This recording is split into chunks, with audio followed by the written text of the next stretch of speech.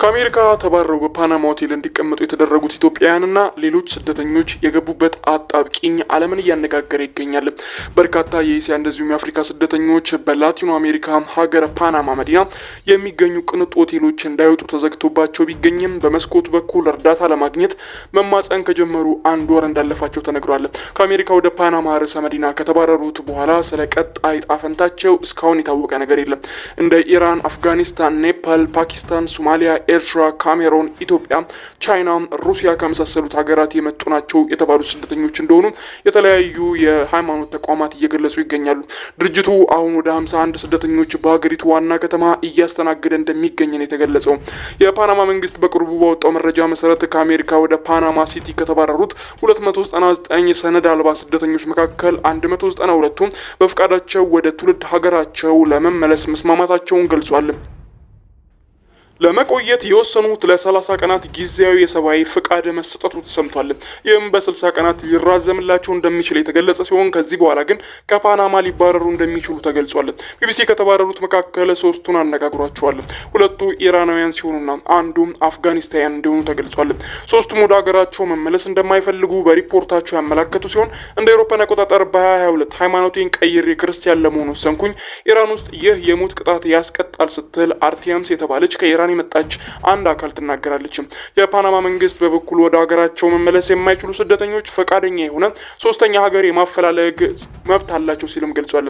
ቢቢሲ ያነጋገራቸው ስደተኞች ግን የሚቀበላቸው እንዳላገኙ ጭምር ነው የገለጹት።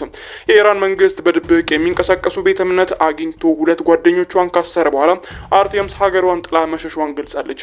ሂጃብ በአግባቡ አለበሽም በሚል ምክንያት ተይዛ የተደበደበችው ወጣት ማሳ ኢራን ውስጥ የሂጃብ ጉዳይ አንገብጋቢ ሆኗል ስትል ለቢቢሲ መናገሯ ተሰምቷል። አርቲየምስ አሜሪካ ለመግባት በመጀመሪያ ወደ ተባበሩት አረብ ኤሚሬትስ እንዳቀናች ገልጻለች። ከዚያም ወደ ደቡብ ኮሪያ እንደዚሁም ወደ ሜክሲኮ በመብረር ወደ አሜሪካ እንደምትገኝነት ለመጠየቅ በማሰብ ከታላቅ ወንድሟ ጋር በህገ ወጥ መንገድ የአሜሪካ ሜክሲኮን ድንበር ማቋረጧን ትገልጻለች።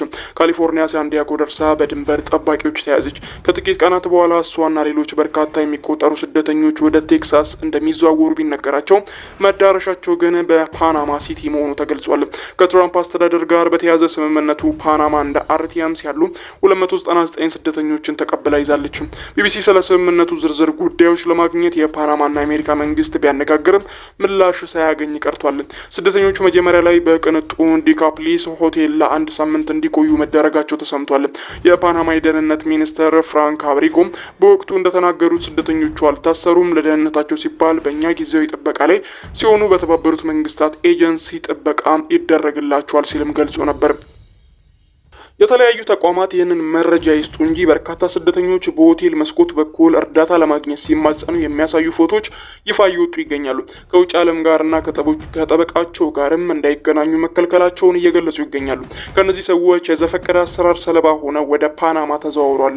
ጥገኝነት የመጠየቅ እድል ሳይኖራቸው ጠበቆቻቸውን ሳያገኙ ለሳምንታት ሙሉ በሙሉ መገለል የለባቸውም ብለዋል። የሂውማን ራይትስ ዋች የአሜሪካ ዳይሬክተር የሆኑት ጆአኒታ 171ዱ በፈቃዳቸው ወደ ሀገራቸው ለመመለስ መስማማታቸውንና አሜሪካ የትራንስፖርት ወጪያቸውን እንደምትሸፍን የፓናማ መንግስት ከሳምንት በኋላ አስታውቋል።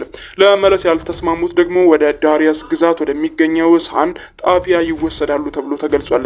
ጣቢያው ወደ አሜሪካ ለመድረስ የሚሞክሩ ስደተኞች በጊዜያዊነት እንዲቆዩበት የሚደረግ ስፍራ ነው። ጥቅጥቅ ካለ ደን አጠገብ የሚገኝ ጣቢያ ለመድረስ ከፓናማ ርዕሰ መዲና ለ4 ሰዓታት ያክል በመኪና መጓዝ ያስፈልጋል።